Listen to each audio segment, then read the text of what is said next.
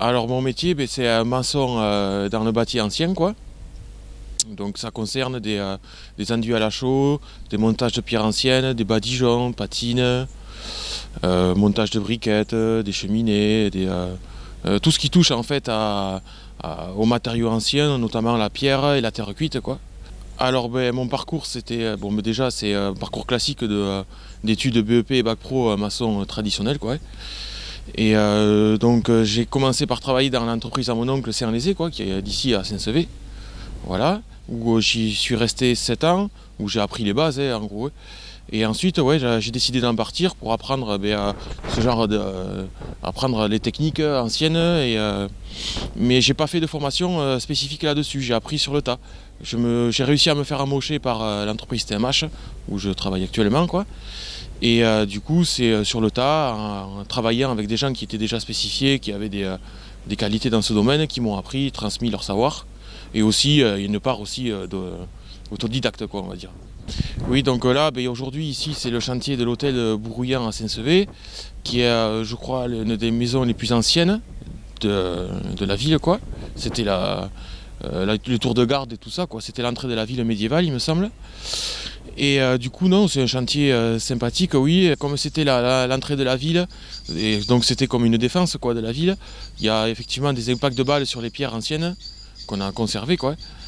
Et donc c'est vrai qu'il y a un petit côté sympathique avec une histoire qu'il faut entretenir, notamment dans la rénovation, quoi. On ne va pas remettre à neuf, on va conserver et rénover ça et comme à l'époque, quoi. Voilà. Oui, donc il arrive des fois que sur une période de temps, il y a eu des rénovations déjà effectuées et il y a eu des rénovations qui n'ont pas respecté l'origine du bâtiment.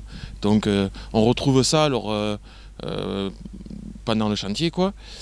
Et du coup, nous, on essaye de refaire comme c'était à l'époque. Donc, on en vient à retailler les pierres comme elles étaient à l'époque, quoi. Voilà, comme était la fenêtre au tout départ.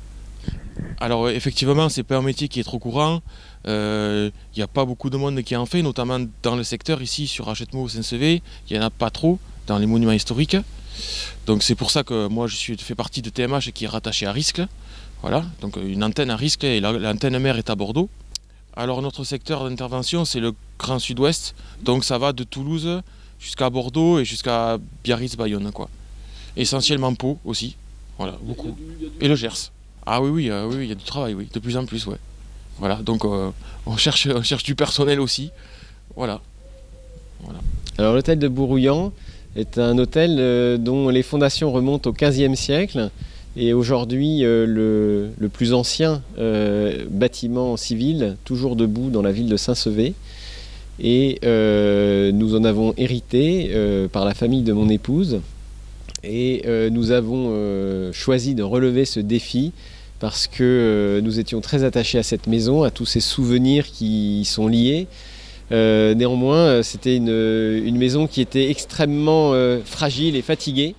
Et il fallait pouvoir entreprendre des travaux de longue haleine, ce que nous avons donc choisi de faire avec des entreprises locales de grandes compétences pour parvenir à cette première tranche de travaux qui s'achève, qui est de grande qualité. Alors cette première tranche, en fait, au-delà du gros œuvre, concerne la partie principale de la maison. Il y a plusieurs corps de bâtiments. Celui qui est visible depuis la rue Lamarck est le plus ancien, était le plus abîmé. Et nous avons évidemment choisi de démarrer par celui-ci.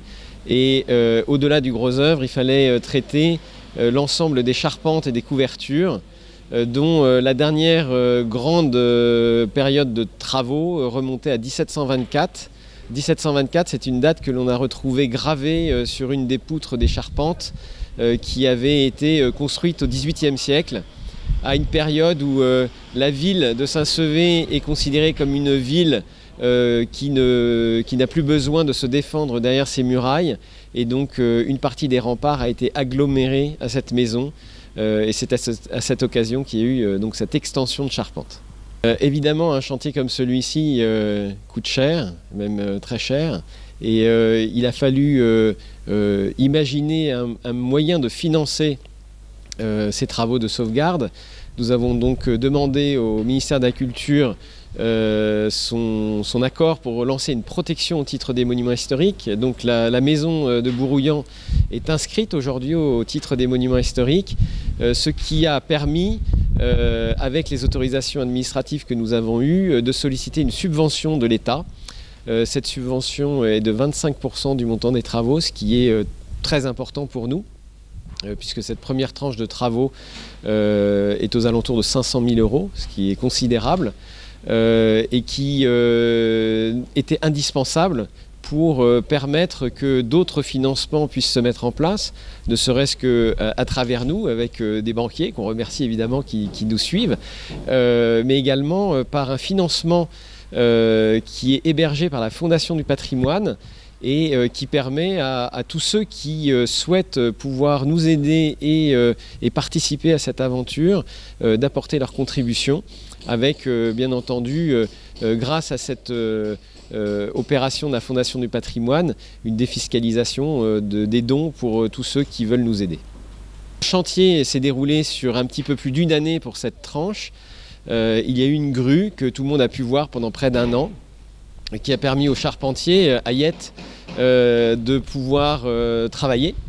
Et nous achevons, après avoir démarré en février 2021, donc en mars 2022, cette première période de travaux.